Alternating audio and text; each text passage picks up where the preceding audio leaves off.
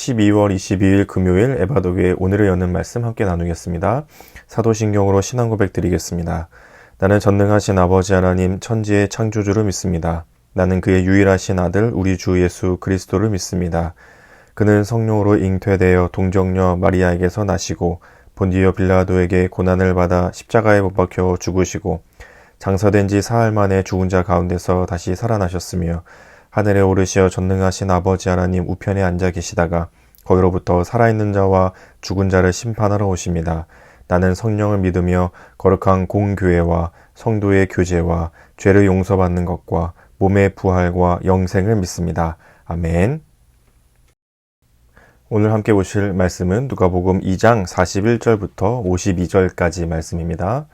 누가복음 2장 41절부터 52절까지 말씀을 같이 읽겠습니다.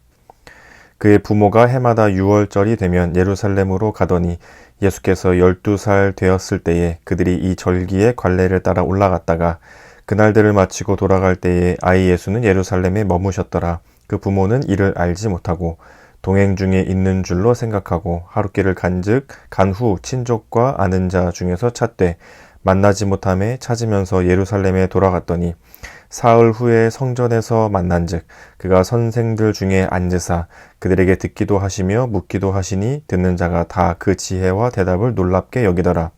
그의 부모가 보고 놀라며 그의 어머니는 이르되 아이야 어찌하여 우리에게 이렇게 하였느냐 보라 내 아버지와 내가 근심하여 너를 찾았노라.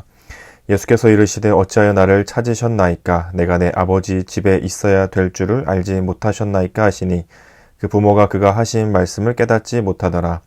예수께서 함께 내려가사 나사렛에 이르러 순종하여 받드시더라. 그 어머니는 이 모든 말을 마음에 두니라. 예수는 지혜와 키가 자라가며 하나님과 사람에게 더욱 사랑스러워 가시더라. 아멘. 오늘 말씀은 예수님께서 12살이 되던 해에 있었던 말씀 내용을 말씀하고 있습니다. 12살이니까 초등학교 5학년, 만 나이로 하면 6학년 그 정도 되는 나이였겠죠. 아직 예수님께서 어린 시절을 보내고 있을 때의 말씀의 내용입니다. 매년 예루살렘에서는 이스라엘 사람들이 모여서 절기를 지키는 일들이 있었기 때문에 이날도 그 예수님께서 절기를 지키기 위해서 예루살렘으로 올라와서 절기들을 보내고 내려가시는 길이었습니다.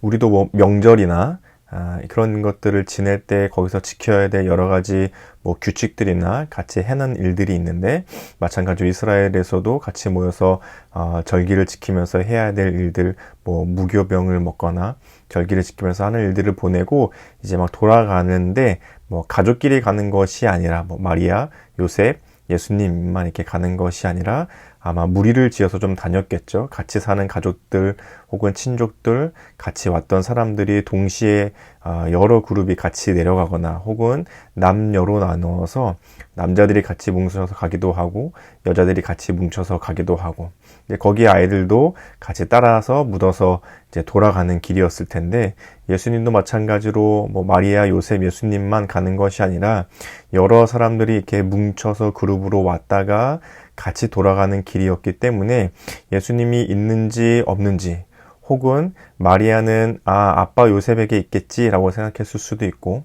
또 요셉은 엄마 마리아에게 있겠지라고 생각했을 수도 있고 또는 다른 친구들이나 다른 아이들이나 혹은 다른 그룹에 껴서 가고 있는 중이겠지라고 생각했을 수 있겠죠. 초등학교 5학년, 6학년이니까 그 정도를 생각하고 아마 길을 떠났던 것 같습니다. 그렇게 하룻길을 가서 시간이 지나서 찾아보니까 아들 예수가 없어진 것을 알게 되었죠. 요셉과 마리아가 막 헐레벌떡 놀라가지고 여기서 찾아보고 저기서 찾아보고 우리 아들 예수 있나요? 우리 아들 예수는 여기 있나요? 하면서 여기저기 이제 물어보고 막 다니다가 없는 것을 알고는 헐레벌떡 다시 이제 예루살렘으로 돌아오게 되었습니다. 돌아오고 나니까 참 어떻게 보면 황당한 일이 벌어지고 있죠. 예수님께서 성전에 앉으시고는 거기에 있는 사람들과 이러한 저러한 이야기들을 나누고 있었습니다. 그래서 오늘 말씀 보면 이렇게 말씀하고 있는데요. 46절에 보시면 사흘 후에 성전에서 만난즉 그가 선생들 중에 앉으사 그들에게 듣기도 하시며 묻기도 하시니 47절에 듣는 자가 다 그 지혜와 대답을 놀랍게 여기더라. 예수님께서 보여주신 모습은 그 12살 아이답지 않은 뭔가 그 성전에 있는 사람들과 말씀에 대해서 혹은 율법에 대해서 여러 가지에 대해서 묻고 대답하시며 아주 지혜롭게 하고 있는 모습을 보여주었다라고 말씀하고 있습니다. 뭐 엄마 아빠 눈에는 뭐 이렇든 저랬든 간에 얼마나 걱정이 됐었겠어요. 그래서 오자마자 어디 있었냐고, 어떻게 이럴 수가 있냐고, 도대체 어디가 있었던 거냐고 하면서 막 얘기하기 시작하죠. 그러자 이 예수님께서, 아직 어린 이 예수님께서 하는 말씀이 참 의미가 있습니다. 그래서 49절을 보시면 예수께서 이르시되 어찌하여 나를 찾으셨나이까? 내가 내 아버지 집에 있어야 될 줄을 알지 못하셨나이까? 하시니 하면서 예수님께서 왜 나를 이렇게 찾으셨습니까? 내가 아버지 집에 있는 줄을 왜 모르셨습니까? 그러니까 지금 예수님께서 계신 곳은 성전이고 성전은 하나님이 계신 곳이었죠. 그런데 하나님이 계신 이 집을 아버지의 집으로 부르시면서 예수님께서 지금 하나님, 유대인들에게 신인, 유일신이었던 하나님을 자기의 아버지라고 고백하고 계시는 것입니다. 48절에서는 아버지와 내가 근심하며 너를 찾았다. 그런데 그 다음 절에서는 내가 아버지의 집에 있습니다 라고 하면서 아버지가 찾으러 왔는데 내가 아버지의 집에 있습니다 라고 말하면서 약간 언어 유희 같은 내용을 우리에게 보여주고 있죠. 예수님께서 진짜 아버지, 육신의 아버지였던 요셉을 생각하는 것이 아니라 하나님 아버지를 아버지라고 부르고 있다는 사실을 아주 누가복음은 재미있게 풀어서 우리에게 알려주고 있습니다. 하나님을 아버지라고 부른다는 것은, 곧 신을 아버지라고 부른다는 것은 예수님도 마찬가지로 신, 하나님이다 라는 것들을 이야기해 주고 있는 거죠. 그래서 유대인들이 나중에 예수님께서 하나님을 아버지라고 부를 때에는 이것은 신성모독이라고 하면서 죽이려고 들잖아요. 마찬가지였죠. 지금은 아직 어린 예수가 말하고 있기 때문에 귀담아 듣는 사람들이 없었을지 모르겠지만 분명히 예수님께서는 하나님을 아버지라고 부르면서 자신도 바로 그 하나님이심을, 자신도 바로 그 신이심을, 자신이 바로 그 하나님의 모든 속성을 가지고 이 땅에 오신 분이심을 명확하게 말씀해 주고 있는 것이죠.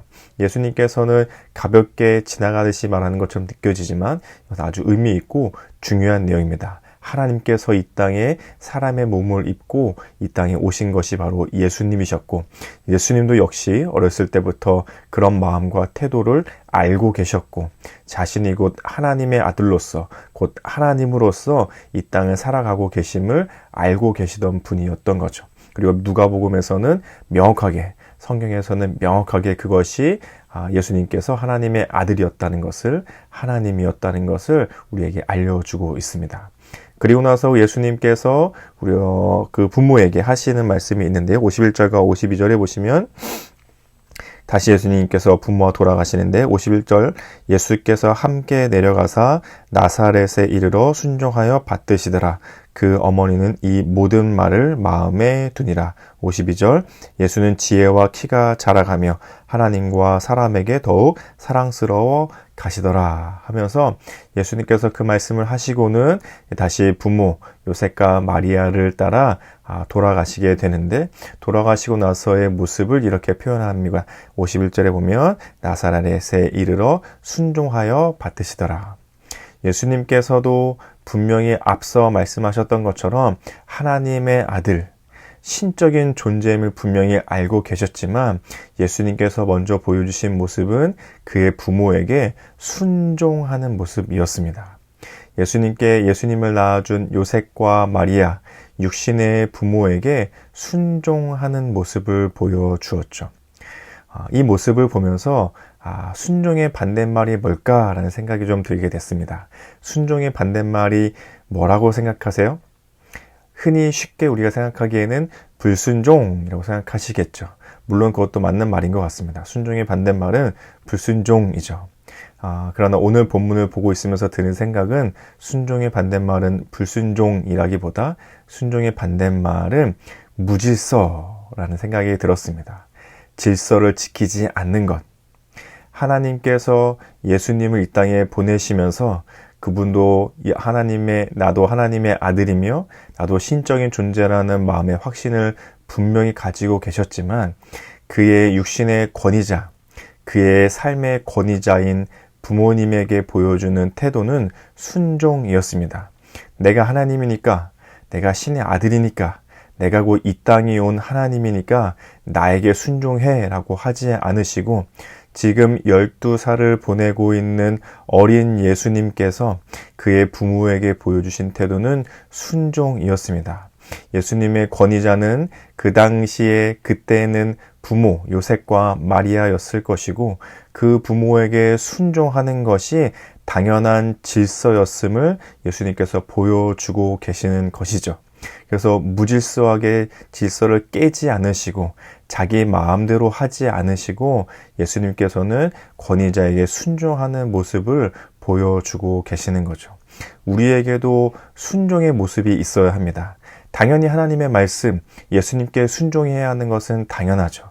그러나 오늘 말씀을 비추어서 우리가 적용해야 될 순종의 모습은 우리에게 주어진 권위자에게 순종하는 모습입니다. 자녀들은 자녀에게 주어진 부모님이라는 권위가 있습니다. 어떤 팀에서는 팀원들과 팀장이라는 권위가 있죠. 내가 속한 곳에서 혹은 내가 일하는 곳에서 혹은 내가 살아가는 곳에서 나에게 주어진 권위자들이 있습니다. 이 권위는 어떻게 힘으로 누르거나 권위를 앞세워서 불합리하는 것을 명령하는 사람들이 아니라 하나님께서 내 삶을 가꾸어 갈 수 있도록 내 삶을 보호해주고 알려주고 내 삶을 책임져주는 권위자들을 보내주셨죠. 그리고 그 권위자들은 하나님이 보내주셨고 또는 공동체의 합의와 사회적인 의도에 의해서 책임자로 세워진 사람들입니다.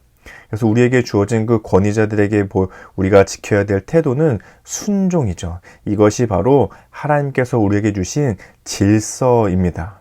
하나님께서 우리에게 권위자를 주셨을 때에는 우리에게 순종할 수 있는 태도를 요구하시는 거죠. 그것이 하나님이 해우신 질서이고 그 질서에 따라 우리는 순종하는 것입니다. 그래서 때로는 마음에 들지 않는 것도 있죠. 뭔가 나의 권위자들이 혹은 리더들이 혹은 팀장들이 내 위에서 나의 권위자들이 나에게 무엇을 요구할 때 마음에 들지 않는 것이 있습니다. 때로는 불합리한 것들도 있을 수 있습니다. 그럴 때에는 순종할 수 없는 것들도 있죠. 그럴 때에는 불순종할 수는 있지만 질서를 깨어서는 안 됩니다. 내 맘대로 대들거나 또 다른 방법을 통해서 저 사람을 해코지하거나 잘못을 뒤집어 씌우거나 혹은 또 다른 방법으로 어려움에 빠지게 하거나 하지 않고 정당한 절차와 질서를 따라서 자기의 목소리를 낼 수 있어야 합니다. 이것이 질서이죠. 순종의 반대말은 그래서 불순종이 아니라 오늘의 말씀을 봤을 때에는 불순종이 아니라 무질서함입니다. 순종하는 태도를 가져야 되는 것이 첫 번째이고 순종하기 어려울 때에는 질서에 따라 또 다른 모습으로 대처할 수 있어야 합니다. 예수님께서는 신이었지만 하나님의 아들이었지만 그럼에도 불구하고 그의 권위자인 부모에게 보여준 태도는 순종이었습니다. 우리에게 주어진 권위자들이 있습니다.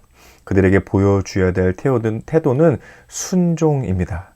그리고 때로는 순종하지 못할 만한 말과 또는 태도로 나에게 요구할 때에는 불순종할 수 있지만 내 마음대로 권위를 깨뜨리려는 마음에서가 아니라 질서를 따라 나의 목소리와 명확하고 합리적인 이야기들을 할 수 있어야 하는 것이죠.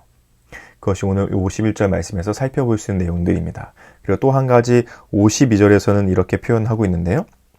예수는 지혜와 키가 자라가며 하나님과 사람에게 더욱 사랑스러워 가시더라. 예수님께서 지혜와 키가 자랐다는 것은 신체적인 성장 또는 이 지식적인 성장들이 또는 정신적인 정서적인 성장들이 일어났다는 거겠죠. 그래서 예수님께서 키와 몸이 자라가시면서 그 뒤에 이어지는 구절은 하나님과 사람에게 더욱 사랑스러워 가셨다. 여기서 사랑스러웠다는 말은 우리가 흔히 알고 있는 은혜라는 말인데요. 은혜를 받으셨다.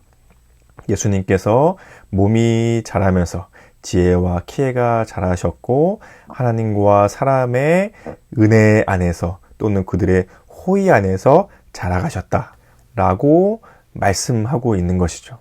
예수님께서는 그 당시엔 더 그랬겠지만 미성년자로서 어린이로서 사람들의 돌봄과 호의, 은혜 속에 자라갔습니다. 그것은 하나님께서 주신 은혜였고 또 그 주변에 있는 많은 사람들이 그 예수님께 베풀어준 은혜였고 호의였습니다. 예수님께서 몸과 마음이 자라가셨지만 또 그 한편에서는 그것을 하나님께서 돕고 계셨고 또는 많은 사람들이 그 예수님을 돌보아 주고 계셨다는 사실을 우리가 알 수 있습니다. 이 말씀을 생각하면서 우리도 또한 그렇다라는 생각이 들었습니다.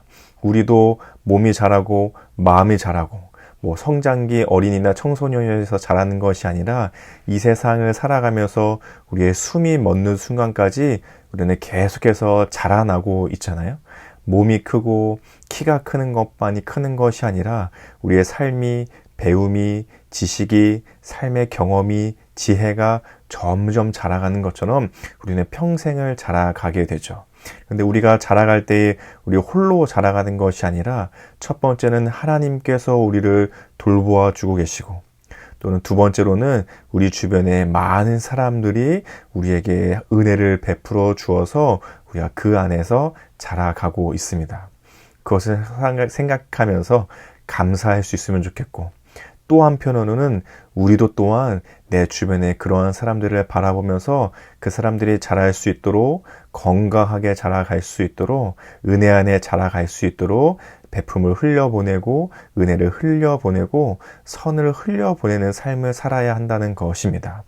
우리 또한 은혜를 받은 자들로서 자라갔으니 우리도 또한 다른 이들을 보면서 그 은혜들을 흘려보내야 하는 거죠.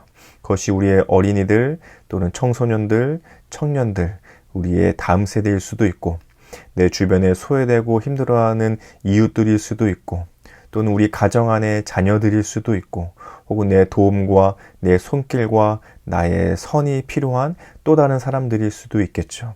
그런 사람들을 찾아보면서 나 또한 받았으니 나 또한 흘려보내야지 라는 마음으로 우리 오늘 하루 동안도 적용하며 살아갈 수 있으면 좋겠습니다. 말씀을 정리해서 생각해보면 오늘 예수님께서 성전에서 아버지의 집이라고 말씀하시면서 그분은 분명히 하나님의 아들, 신인 존재로 하나님의 존재로 이 땅에 오셨음을 알고 있었습니다. 그럼에도 불구하고 예수님께서 보여주신 태도는 그의 권위자인 부모에게 순종하는 모습을 보여주셨습니다. 마찬가지로 우리도 우리의 권위자에게 순종해야 합니다. 질서를 깨뜨리고 망가뜨리고 내가 하고 싶은 대로 하는 것이 아니라 질서와 규칙을 따라 내가 속한 곳 안에서 질서 있는 삶을 살아감으로 순종하고 때로는 그렇지 않은 것들에 대해서 질서와 규칙을 따라 나의 의견을 이야기할 수 있는 그런 삶을 살아가야 합니다. 그리고 두 번째로는 예수님께서 키와 지혜가 자라가시면서 하나님과 사람들에게 사랑을 은혜를 받으셨던 것처럼 나 또한 자라가면서 하나님과 내 주변의 많은 사람들로부터 그 사랑을 받고 있음을 감사하며 나 또한 그 사랑을 흘려보내고 은혜를 흘려보내고 선을 흘려보낼 수 있는 그러한 따뜻한 연말의 시간을 보내고 오늘 하루의 시간을 보내실 수 있기를 예수님의 이름으로 축복합니다. 오늘의 이 말씀을 생각하면서 같이 이렇게 기도하면 좋겠습니다. 하나님께서 나에게 보내주신 권위자들에게 예수님처럼 순종하며 다른 이들에게는 값없이 선을 베푸는 은혜의 삶이 되게 하소서. 이런 기도 제목으로 같이 기도하겠습니다. 그리고 우리 계속해서 대림절 목걸이 함께 걸려있는 것을 보면서 기도하는 것처럼 세 번째 주 사랑을 품고 품다 기다리다 하면서 기도하고 있는데요. 대림절을 보내면서 이렇게 기도하고 있습니다. 하나님은 사랑인 줄 믿습니다. 예수님께서 내 안에서 사랑으로 계신 줄로 믿습니다. 나도 사랑이 될 것을 소망하며 기다리며 기도합니다. 이런 기도 제목 같이 오늘도 기도하면 좋겠습니다. 그리고 가정과 교회와 나라를 위해서는, 가정을 위해서는 올바른 권위 안에서 양육하고 순종하는 삶을 배우는 가정 되게 하소서. 교회를 위해서는 누군가의 섬김으로 은혜를 받고 그 은혜가 흘러가는 교회 되게 하소서. 나라를 위해서는 주는 만큼 받는 것이 익숙한 사회 안에서 값없이 베푸는 그리스도인들로 인해 하나님의 사랑과 은혜가 드러나게 하소서. 이런 기도 제목으로 같이 기도하면 좋겠습니다. 그리고 우리 공동체의 기도 제목은 윤예찬 청년의 기도 제목인데요. 개인의 기도 제목, 2023년 1년 동안 학교를 휴학하고 많은 경험을 해보려 합니다. 계획한 대로 뜻대로 이루어지길 간절히 소망합니다. 지인들이 모두 건강하게 해주세요. 가정을 위해서는 2023년 한 해 건강하게 해주세요.